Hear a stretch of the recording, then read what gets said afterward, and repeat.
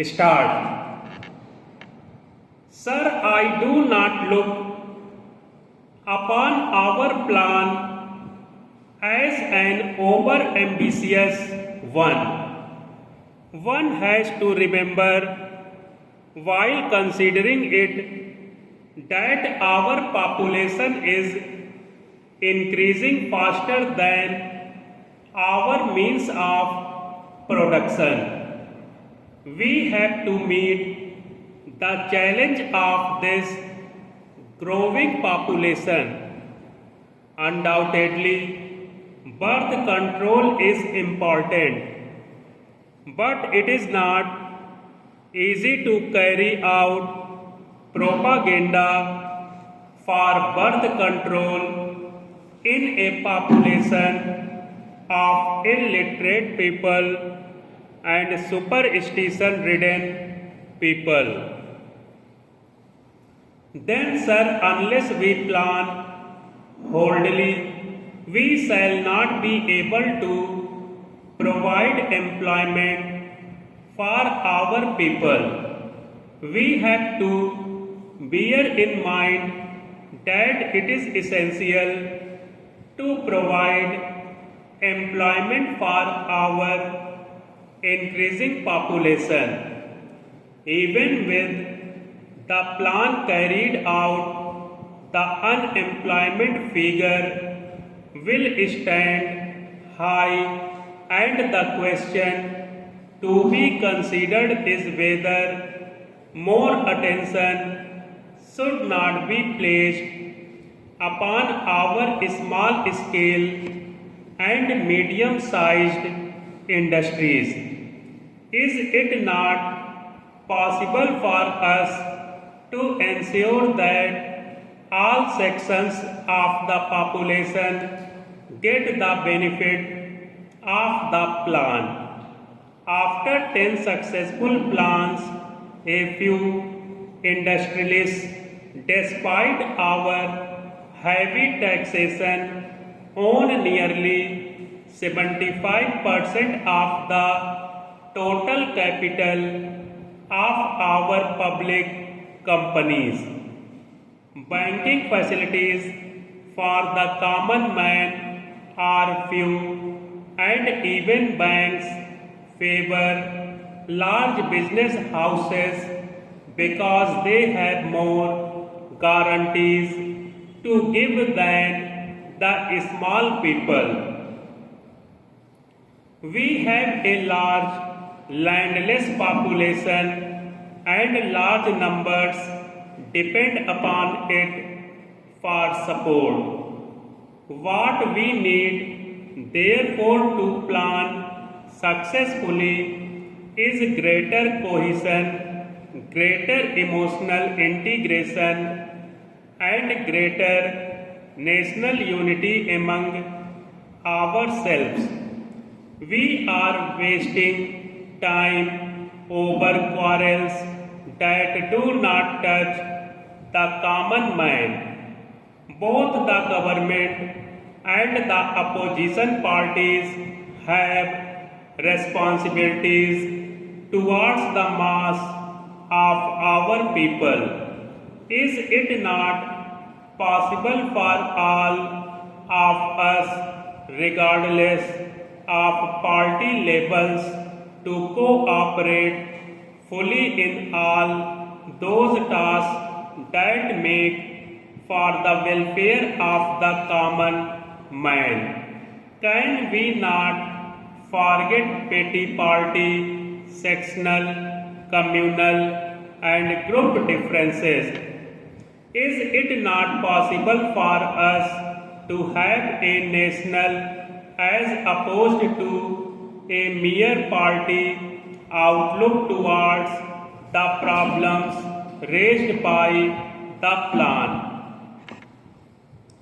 Sir, the general elections are coming. It should not divert our attention from the main task of finding solutions on a national basis to the problems of unemployment, health and education. These are the things that our people mostly need, and to them we must devote our full attention. The second thing that I would like to emphasize is that though our national income has increased by 42%, we do not exactly know how it has been distributed. It is not enough to say that the per capita income has increased. The right question that has to be answered by us is whether it has increased in terms of real income. For that, we have to see whether the price level has kept pace with the wage level.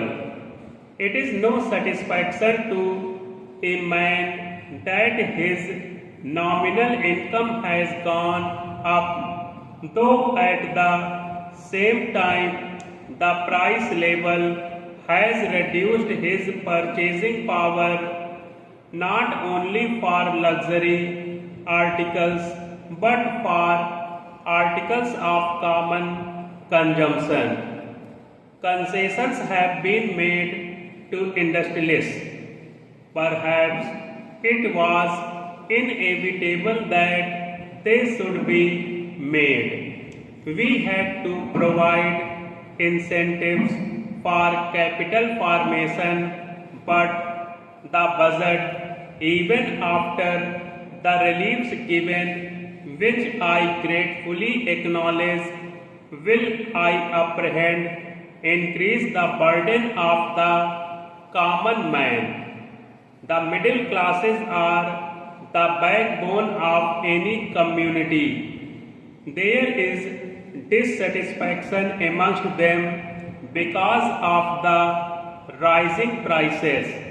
It is essential that in a mixed economy such as ours, the state should evolve a machinery of adequate price control. Price should not be allowed to go beyond a certain level, and there must be a ceaseless war against holders and profiteers. They are pests of society and should be looked upon as such. Equality of sacrifice demands that those who have more should be made to pay more than those who have less. The marginal utility of money is greater with people of less income than with big incomes. The third point that I would like to point out is that concentration of economic power should be discouraged. One of our articles provides that the ownership and material resources of the country should be so distributed as to subserve the common good. Another article provides that there should be suitable legislation for a living wage, fair conditions of work, decent standard of life, social and cultural activities and full enjoyment and leisure, as also for the promotion of cottage industries on an individual and cooperative basis in rural areas. The progress of the plan has to be tested in the light of these objectives. Small and medium-sized concerns should be encouraged so that concentration of wealth may break up. We would like to have the results of the inquiry as to how the national dividend has been distributed early. We should know stop.